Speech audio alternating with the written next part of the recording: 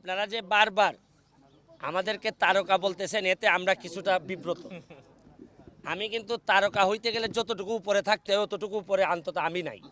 আমার বিশ্বাস যে আয়মান বা এই রাফসান, আসান, আমরা সবাই হচ্ছে কি অল্প অল্প করে মানুষের জন্য কাজ করার চেষ্টা করি। এইটারই অংশ। আমরা কেউই কিন্তু প্রফেশনাল ফুটবলার না। এখানে ফুটবলের উন্নয়নে আমরা এখানে আসছি এবং ভালো লাগতেছে যে আমি আর আসান আবিব, ব্যারিস্টার আসান আবিব, আমরা লন্ডনে থাকতে পাকিস্তানের বিরুদ্ধে বাংলাদেশের প্রতিনিধিত্ব করছিলাম।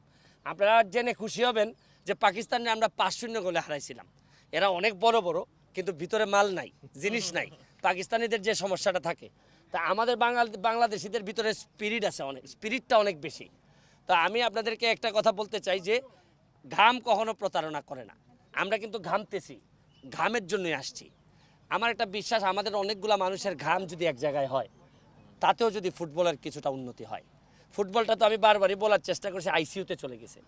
আর আপনারা ফুটবলের একজন প্রতিনিধি হিসাবে একজন মেম্বার অফ পার্লামেন্ট পাইছেন, এটা একটা ভালো জিনিস। যে আমি এখন, আগে তো সংসদের বাইরে চিৎকার করতাম, এখন সংসদের ভিতরে আমি ফুটবল নিয়ে চিৎকার করব।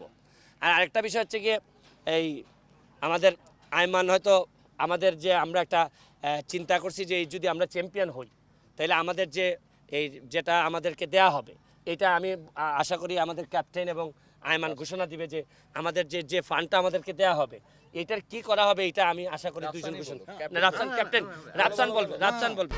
1, 2, 3 ঢাকায় জমি জিতে নিন 100% ক্যাশব্যাক সহ 20 কোটি টাকার পুরস্কার। আমার কাছে মনে হয় যে এরকম একটা প্ল্যাটফর্ম সবগুলো টিমের জন্য একটা সুযোগ, একটা সুন্দর এক্সাম্পল সৃষ্টি করার। তো আমাদের টিমটা ভালো খেলছে এবং আজকে আমরা একটা আরও সুপার পাওয়ার নিয়ে আসছি। ওইদিকে ম্যান অফ দ্য ম্যাচ দাঁড়ায় আছে দুটো টিমের।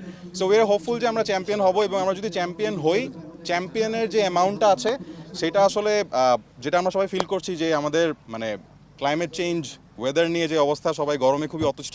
সো আমরা আসলে গাছ লাগানোর জন্য ওই ফান্ডটুকু আসলে ডোনেট করতে চাই। আমি আয়মানকে প্রশ্ন করতে চাই যে আচ্ছা, আপনারা চ্যাম্পিয়ন হওয়ার ব্যাপারে কতটা আশাবাদী? আমি গতকালকে খেলার পরে অলরেডি সবাইকে বলছি যে গতকালকে তো দুইটা ম্যাচ আমরা ফাটাফাটি ভাবে জিতছি। একটা 1-0 পিছিয়ে ছিলাম, তাও 2-1 জিতছি, একটা 10-0 জিতছি। আজকে আমরা আরো excited because as you can see আমাদের সেন্ট্রাল স্ট্রাইকারকে আমরা নিয়ে আসছি, গতকালকে আসতে পারে নাই। অ্যান্ড আমি এটাও বলছি যে আমরা যখন প্র্যাকটিস করছিলাম তখন সুমন ভাই ছিল না, বাট সুমন ভাই আমাকে কল করে বলছে যে আয়মান তোমরা ওখানে প্র্যাকটিস করো, আমি সিলেটে আমার একাডেমির সাথে প্র্যাকটিস করতেছি। সো উনি সুপার প্র্যাকটিস করে আসছে। খেলাটা একটা ধোঁয়াধার একটা ম্যাচ হবে ইনশাআল্লাহ। সো এনজয় করেন আপনারা। 10 মিনিট স্কুল থেকে শুরু করে বিভিন্ন জায়গায় আপনার ব্যাপক বিচরণ।